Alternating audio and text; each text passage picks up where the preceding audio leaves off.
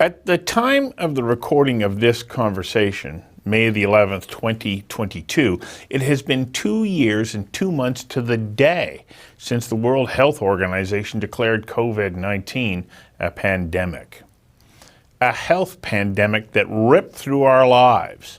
A pandemic that upended everything you thought you knew. As M. Scott Peck points out in his book, The Road Less Traveled, the roadmap of your life was suddenly out of date. The first line of his book states, life is difficult, and the journey to self-awareness and actualization is a rough and tumble ride. For all of us who are navigating the COVID-19 challenge, we know this, says Donna Kennedy-Glans, the author of Teaching the Dinosaur to Dance. Businesses, small, medium, and large, are stunned, and they remain stunned as the future of their organizations continues to be uncertain. Kennedy-Glans says, disruption rules the day, and the vain hope of maintaining the status quo is in fact doing harm to many organizations. She says it's time to wake up to some tough new realities and reinvent your organization. I invited Donna Kennedy-Glans to join me for a conversation that matters on how we pick ourselves up, dust ourselves off, roll up our sleeves, get reoriented, and then move forward.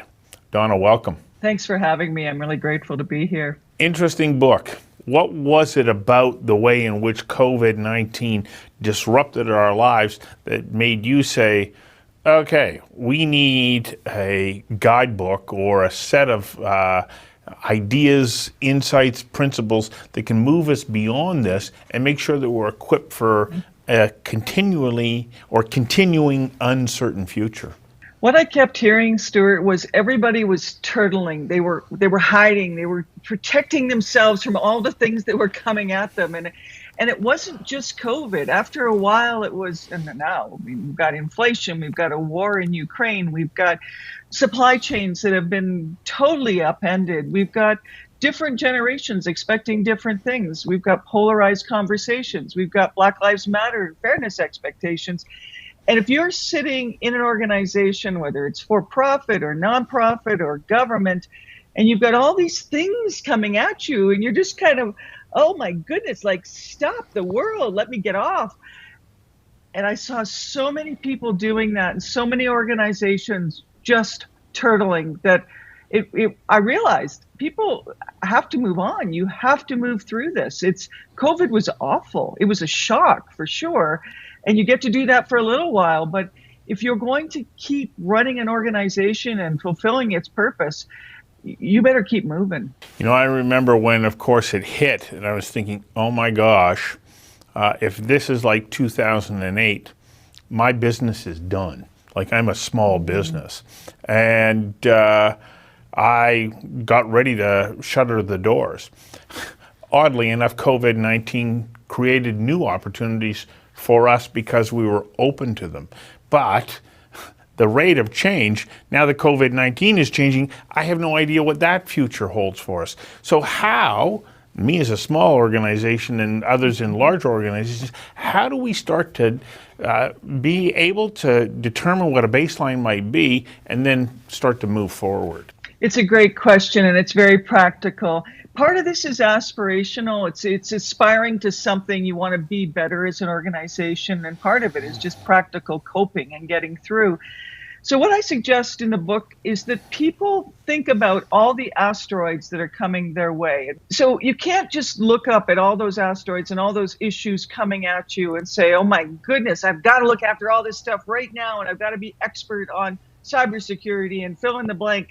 You have to decide what's really, really, really important for your organization, figure out who's got the responsibility, and then go back to leading and managing your own organization. So what are you trying to do? Are you a company or organization that complies with rules, or do you want to participate in solving some of the world's biggest problems? And we've got lots of them. You better decide and be really intentional about that. What kind of tools do you use? If you use the same old business tools that you were using 3 years ago, odds are it's not going to be working for you because we need to do things differently. And leadership. If you are relying on the same leadership attributes and skills that, worked for you 5 years ago, 3 years ago, even 2 years ago, they're probably not going to suffice right now. So how do you identify those gaps, and how do you fill those gaps? What pace of change is necessary in what areas of your business? And I think that's important. We can't just sit here and kind of go plodding along. It doesn't work anymore. What you're talking about is an enlightened sense of self-awareness. And one would hope that many organizations are there, but it's very easy to lose sight of that, especially if things had been rolling along for a considerable period of time. Suddenly, we're now faced with these challenges. How do we get somebody to sit down and say, okay, these are the elements that you have to take a look at, and then start to determine what your priorities are and how you're going to move forward? Is there a way of doing that that can work for the individual and for an organization? And if so, and I know there's going to be more than one, but what would be one way in which a person and a company could strive to do this? It's a really important question. How do you integrate the individual values and priorities and sense of, oh my goodness, we've got to do things differently, with the organization? Sometimes it's a crisis. Sometimes there's just no other option. You're in a crisis. And as you point out, I mean, I worked with a nonprofit that just kind of shut down for 2 years and didn't realize that it needed to go online. And that was virtual world is going to be part of its future, not just for COVID, but it's part of, we've become acclimatized to this. Other organizations figured it out and they saw a business opportunity. Cirque du Soleil kind of retorqued itself and said, oh my goodness, we've got a crisis. And it often originates as a financial crisis, and it's something that, gets everybody's attention because there's no money there. But sometimes it's not. It's somebody seeing there's an opportunity there. We didn't see that before. We see it now. Getting alignment in the organization, if the leaders aren't the people, the decision makers aren't the people seeing the opportunity, sometimes that's really tough. Hence the title of the book, Teaching the Dinosaur to Dance. I mean, I'm 62 years old and I play with dinosaurs. I steal them from my granddaughter. This is Rex. He's the really grouchy dinosaur. And I go on TikTok with him all the time. But the idea is that we have to be able to talk to people who are stuck in old ways of thinking and they're afraid of change. Frankly, some days I'm the dinosaur. My kids would probably tell you that every day. But we all have parts of us that we're attached to and we stuck with. So how do I, if I want to make change in an organization, have a conversation with the decision makers to say, look, if we stay in this place, your business is going to run out. This isn't going to be sustainable. The other idea is to say, there is this great big new idea that is out there. We can access it. This is what it looks like. We need to talk to different people about how to access that opportunity, hence the different tools that are available in the book about talking beyond your base core team. So it's how do you teach this dinosaur to dance, to do things differently? I'm reminded of the concept that ecosystems, understanding how they change, is one of the most important things that you have to, take into consideration. I read an interesting case study about Kodak, and everybody goes, "Oh yeah, they failed because they failed to go digital." No, that wasn't the case. They went digital, and they went digital big time. But the ecosystem change that they didn't recognize was people went to digital viewing for their photographs rather than, just digital cameras and then print. They didn't see the ecosystem shifting. And this is what, so much of what I think you're saying is the world has changed and you got to get in line with it. Otherwise, what you thought your company was about no longer is relevant. And it's heartbreaking. I mean, that kind of story is heartbreaking. It's people with the right talents that just don't deploy them in an opportunistic way. One of the tools that we talk about in the book, and I like it a lot, is an enterprise onion where you have to get past your own your blind spots. We all have blind spots. We can't see the opportunity that's out there.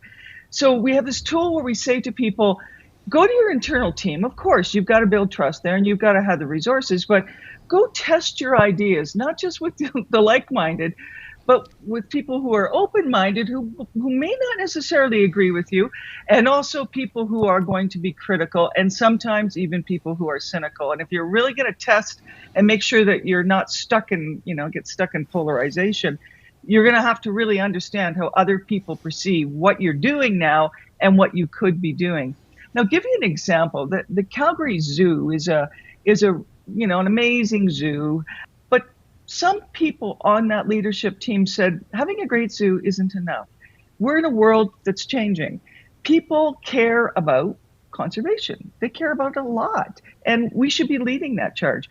So how do you transition an organization that views itself as being hugely successful as a tourist attraction and a great zoo into a leader in wildlife conservation? It's hard because you're asking people to change priorities, you're changing budgets, you're changing your language, you're changing some of your value priorities, and you're going out to people that you don't normally talk to say, well, what do we do in wildlife conservation? We know what to do with a zoo and getting people, making money, getting people coming through the door. And then COVID hit and nobody could come through the door. And then they turned to wildlife conservation, and it's a booming success. And I think those success stories are opportunities available to any organization, government as well as nonprofit and for-profit, but you have to be open to that. And I think that also requires different leadership skills. Do you have the answer to that question right now? Like, what are those other skills that we need at this time? And I'm asking that out of my own self-interest as well, because I'm trying to determine how do we move forward and make correct decisions, because you don't want to make a change and have it be the wrong one. Oh, you can't waste energy right now. That's for darn sure. One of my colleagues that contributed to the book, he didn't co-author it. He contributed a tool, a leadership tool, which is available. We've got a teachingthedinosaur.com website where these are available as well. He has an inventory of leadership skills. And he's sort of saying, well, here's the base case. These are base leadership requirements. If you don't have these, you're not going to lead our organization. And then there are incremental ones that really, if you're going to do work in a world that we're in right now, you probably need these skills. So how do you collaborate? How do you collaborate with others? How did you find me? That's a big question for an organization like yours.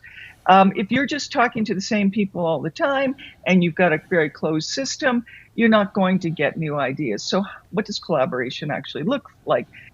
A lot of us think collaboration, I'm giving you one example. There are dozens of different leadership skills, but collaboration often in our minds is, well, I've got this great idea and I'm going to go find people to do this great idea with me. But that's not collaboration. Collaboration is, I trust this other organization. I kind of am interested in what they're doing. I think there's synergy here. I'm not sure what it is, but I'm willing to spend some time to figure out what that looks like. And I won't control the outcome. Now, that's really hard for a lot of people to do, but that's what is required if we're going to test new ideas. And then for the superstars, and there are companies out there right now, like you talk about Disney and running into political stuff. I mean, we got I was a politician for a while, confession. Enterprise trying to engage in the political world, you need to know how to suspend judgment. You need to know how to participate in a what could be very polarized conversation and decisions. How do you do that? A lot of leaders can't do that. I talked a lot about that in the book. I do this blog called Beyond Polarity. I've done it for 5 years. I'm fascinated by our inability to deal with polarity, and we haven't gotten much better, but we're going to have to. We have no choice but to figure this out. Okay, I have an idea. I want to run it by you. You tell me what you think of this. Because I'm wanting to move into a new area of my business, and it's all going to happen as a result of the fact that COVID came along. but there are aspects of it that I don't know. And so but some are new talents and skills that me and my team can bring to the equation. And I went, okay, how do I reduce my risk on this? Because I think this is the big challenge. Okay, Donna, I hear you, but how do I reduce my risk? And what I've decided to do is to say, well, let's create this new opportunity, but we'll do it through a series of collaborative joint ventures. You, and you, we're all going to come together, we're going to create this. You have a piece of it, we have a piece of it, and so on, but we get to spread out the risk, and we bring talents that none of our organizations have the complete model for. Yeah. Is this something that we could see moving forward, or am I living in la la land? I love the idea of creating something new and in a thoughtful way, not in a, let's throw everybody in the room and hope that things kind of spew out.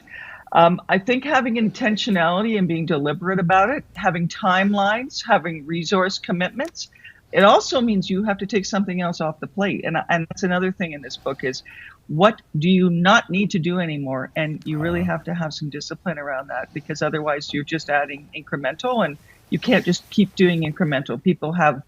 We lose creativity. We lose energy. It just isn't fun.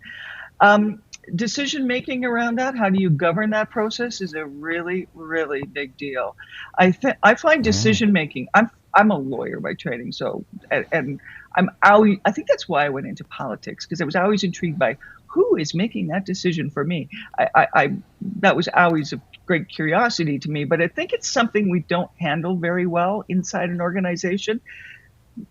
If you come together and you do this experiment or sort of a pro forma idea for 3 months and it fails, is it a failure in your mind, or is it an investment in better knowledge? What's your takeaway? What's your downside? If everything that doesn't move forward is viewed as a failure by you and your colleagues, or especially people who report to you, that's going to be pretty negative. So you have to be able to live with, this didn't work out, but now I have better information and I can make a better decision in the future. That's a really hard thing for a lot of organizations to do, but you have to be able to say that out loud. And there's some honesty about, how are you going to assess if you've got the capacity, the processes internally? Do you have alignment and values that you need with the other organizations to go forward? The what ifs are really important. What if this happens? And you can't imagine all the what ifs, just like, can't imagine all those asteroids, because they just keep coming. Like, who would have predicted a war in Ukraine? I mean, it's unbelievable. But you do have to be able to walk away. And I think, and say, I learned something, I derived something from that, and I will take that knowledge and use it and apply it in a different space. The last point I'd make is, your team may not, and even your collaborative teams may not have all the information you need. How do you test those ideas, the validity of those ideas, with third parties who have better knowledge? Lego goes out to kids and tests its new ideas. That's where it gets its new ideas from. It doesn't sit in a room somewhere and cook up, what's next for Lego. They go out and they ask the customers what they want. And I think that's a letting go. It's just kind of doing things a little bit differently. So I think it's how you frame it up more than anything else. Well, I also think about something that former U.S. President Ronald Reagan really celebrated, and that was, give it a try. We're so focused on only celebrating success, but we don't celebrate people who just give it a try. And as he pointed out, even if you don't succeed, you may plant the germ of an idea that becomes something else. But if you don't do anything, or if you just, and as you point out in the book, if you just hang on to the status quo, well, nothing new is going to happen.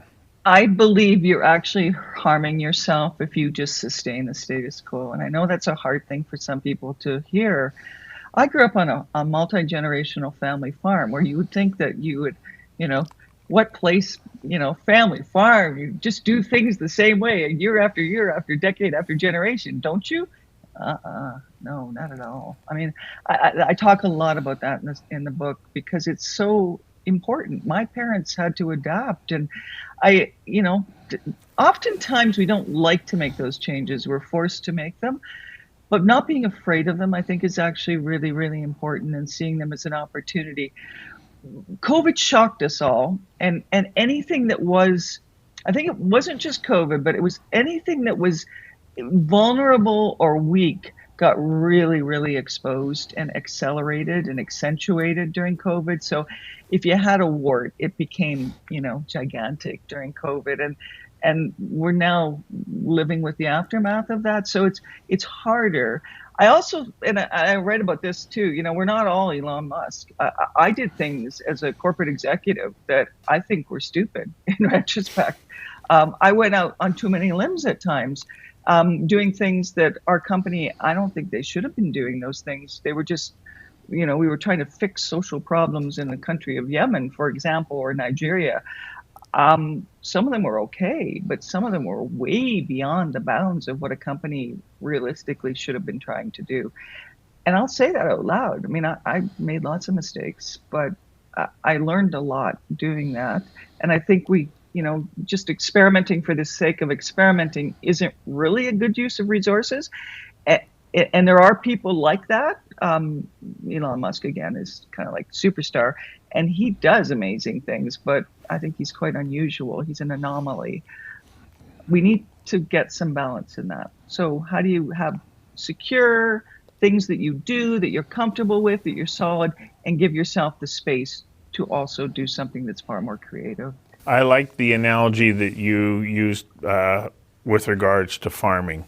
I mean, farmers are the most adaptable group there is because they're confronted with every kind of unpredictable element of nature that you can imagine, and somehow they got to figure out how to make it work and carry on, innovate, and grow. And as a sector, agriculture, my, oh my, the changes have been extraordinary, and they're a good industry for us to look to. Donna, unfortunately, I'm out of time, but I want to thank you for joining me on this conversation. It's fascinating, and I agree with you. We have to look at the future differently than the way we did leading up to the disruption of COVID-19. Let's take it as a benefit and use it to our advantage. Thanks for having me. I appreciate it. My pleasure.